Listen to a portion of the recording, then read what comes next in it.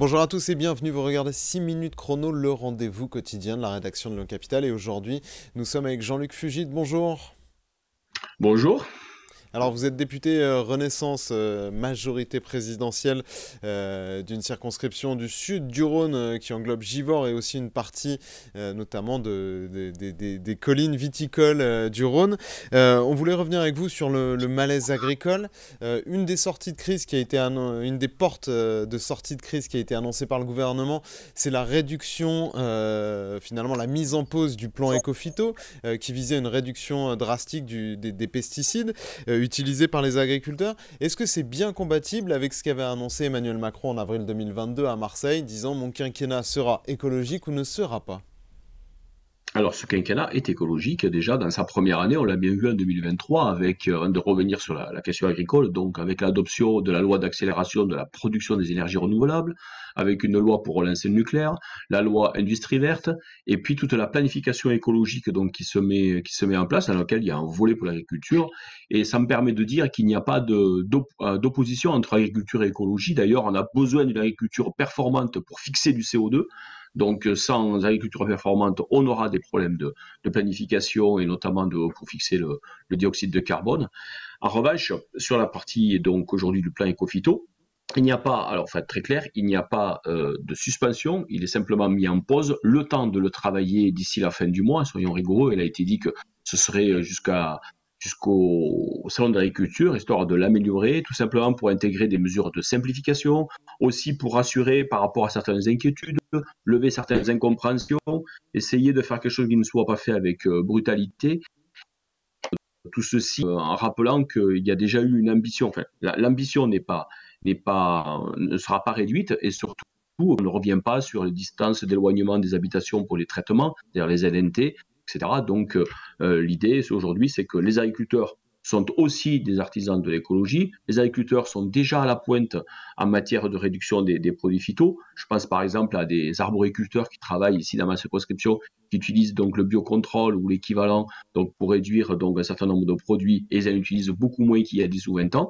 Donc, cette transition, elle se fait. Seulement, il faut peut-être mieux l'expliquer et peut-être l'adapter aujourd'hui avec des conditions de simplification et lever un certain nombre d'inquiétudes, de manière à être dans l'accompagnement de nos agriculteurs et non pas les mettre sous des contraintes telles qu'aujourd'hui, par moment, ils n'en peuvent plus. Et je crois que c'est ça qu'ils ont voulu nous dire. C'est aussi la réponse qui a été apportée par le gouvernement. Et ces réponses-là, il faut les voir non pas comme un point d'arrivée, mais pour moi, il faut vraiment les voir comme un point de départ. Et maintenant, il va falloir décliner ceci filière par filière, et particulièrement la question des phytos. Donc, on ne diminue pas l'ambition. En revanche, on prend le temps de mieux travailler avec eux le comment on va le faire. Une autre de leurs revendications, ou en tout cas le malaise qu'ils exprimaient, c'était de ne pas pouvoir vivre dignement de leur travail, de leur activité. Là-dessus, on a l'impression que les réponses, pour le coup, elles sont beaucoup plus courtes.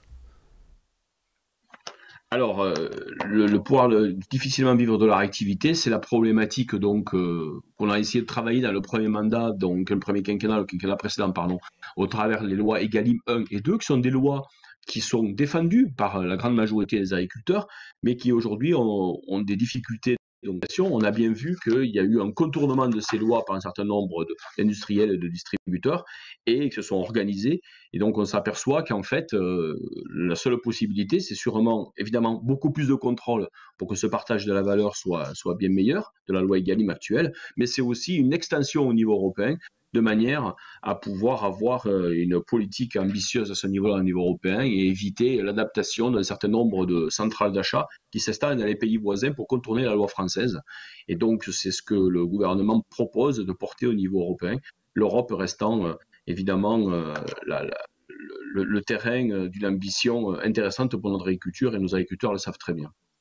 Mais pour ce qui est de, comment dire, de la partie française, comment expliquez-vous qui avez beaucoup travaillé sur ces lois Egalim, qu'elles aient finalement été si peu contrôlées? Alors, si peu contrôlées, je pense qu'elles ont souffert de Cette crise manque de agricole contrôle pour dire sûrement, mais on va aussi. contrôler dans les grandes surfaces.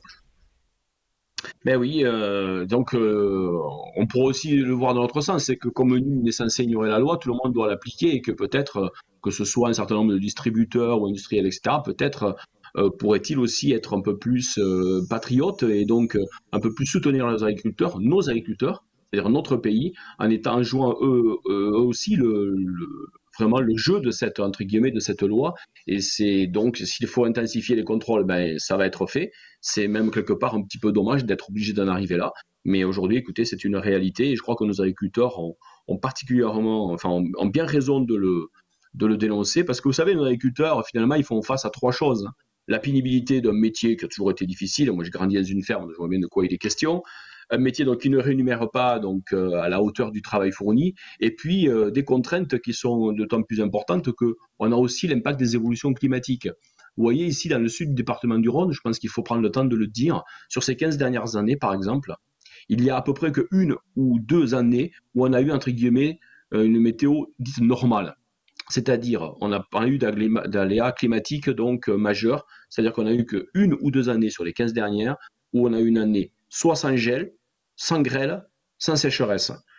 Ce qui était donc exceptionnel il y a 30 ou 40 ans devient maintenant la norme, c'est-à-dire que vous avez toujours un aléa climatique important. Et donc ceci vient rajouter de la pression sur le monde agricole qui aujourd'hui exprime une colère que je trouve légitime et à laquelle il faut apporter des réponses réelles et les structurer filière par filière, les inscrire dans la durée, les accompagner, et puis peut-être tout le monde, un peu tous, élus comme non élus, nous ressaisir vis-à-vis du monde agricole, c'est-à-dire être plus au soutien, plus dans la compréhension, et puis peut-être aussi être encore plus présent pour les protéger et acheter leurs produits. Merci beaucoup Jean-Luc Fugit d'avoir répondu à notre invitation et à nos questions. Moi, je vous retrouve très bientôt pour une nouvelle édition de 6 minutes chrono. Au revoir.